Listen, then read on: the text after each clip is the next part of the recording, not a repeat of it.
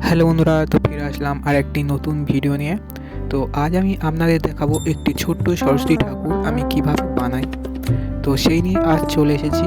তো চলো শুরু করা যাক। তো আমি এখানে প্রথমে একটি কাঠের কাটমা এবং একটি কাগজ দিয়ে একটি সরস্বতী ঠাকুরের আর্মেচার বেঁধে নিয়েছি। তো তার উপরে আমি ধীরে ধীরে মাটি চাপাবো। তো আমি কীরকমইভাবে সমস্ত কাজটি করি আপনারা অবশ্যই দেখবেন। তো অবশ্যই একটি লাইক এবং একটি কমেন্ট এবং অবশ্যই চ্যানেলটি সাবস্ক্রাইব করবেন, যাতে এই সরস্বতী ঠাকুরটি বানানোর পার্ট 2টি আপনি অবশ্যই দেখতে পারেন। তো চলো আমি এখানে মাটিটা লাগাচ্ছি। তো আপনারা দেখতে থাকুন পুরো ভিডিওটি। তো আমি এখানে এই ভিডিওটি অনেকটা স্পিড করে দিয়েছি।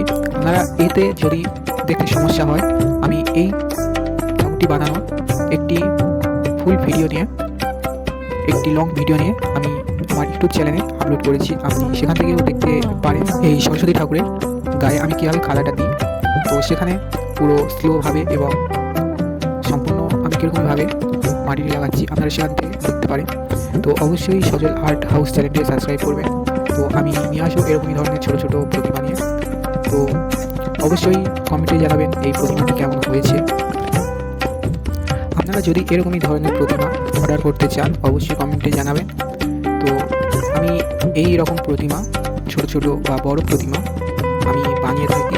তো আপনারা যদি কেউ অর্ডার করতে চান অবশ্যই কমেন্টে জানাবেন। তো আমি এখন এই প্রতিমাটি করে এখনও দুটো প্রতিমা এখনও বাকি আছে। তো সেই দুটো প্রতিমাও আমি তৈরি করব এবং আমি সেই প্রতিমাগুলি আমি আপনাদের সাথে শেয়ার করব।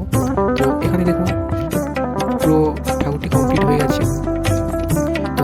আমি কীভাবে সেই হাঁসটি কমপ্লিট করবো এবং কীভাবে করছি তো আমি সেটাও আমি আপনাদের দেখিয়ে দিলাম। তো চলো দেখতে থাকুন পুরো ভিডিওটি। অবশ্যই চ্যানেলটি সাবস্ক্রাইব করবেন। তো এই ঠাকুরটির পার্ট 2 নিয়ে আমি আপনাদের কাছে খুবই তাড়াতাড়ি আসছি। তো এই ঠাকুরটি সম্পূর্ণ মাটির হবে। তো চলো দেখতে থাকুন পুরো ভিডিওটি।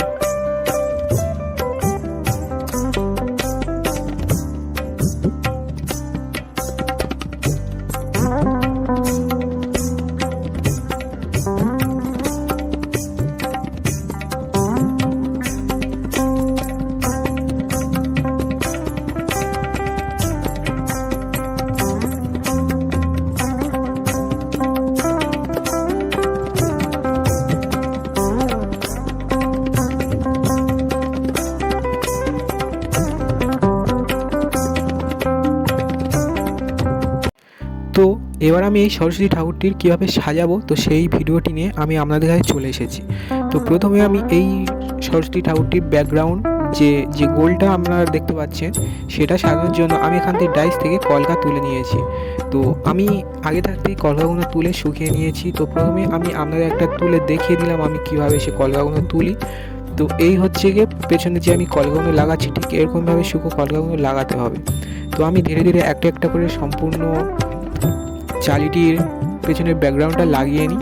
তো আপনারা দেখুন কীরকমভাবে আমি লাগাই। তো আমি এখানে আঠা দিয়ে লাগিয়ে নিচ্ছি, ফেভিকল আঠা।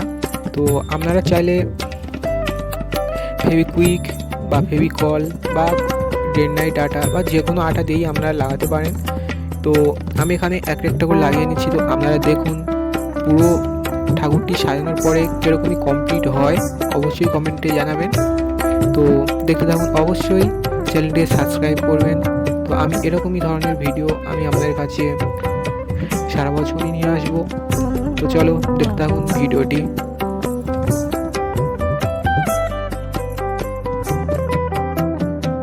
তো কলকাগুলো লাগানোর সময় আপনাদের মাথায় রাখতে হবে কোনোটা ছোট বড় না হয়, সম্পূর্ণ খুবই সুন্দর করে গোল ব্যাকগ্রাউন্ডটি খুব সুন্দর করে মেকআপ করতে হবে। তো আমার এখানে প্রায় সব কলকা বসানো প্রায় কমপ্লিট হয়ে গেছে। তো এই হচ্ছে গিয়ে পেছনে ব্যাকগ্রাউন্ডটি। তো কেমন হয়েছে অবশ্যই কমেন্টে জানাবেন। তো আমি এবারে ধীরে ধীরে সমস্ত কলকাগুলো লাগাবো। তো প্রথমে আমি নিয়ে এসেছি মাথার যে মুকুটটি লাগানো হয় সেই মুকুটটি পরিয়ে দিলাম। এগুলো আমি সম্পূর্ণ ডাইস থেকে সম্পূর্ণটা বানিয়েছি। তো আমি প্রথমে এগুলো হাতে তৈরি করে নিয়েছিলাম ছোটো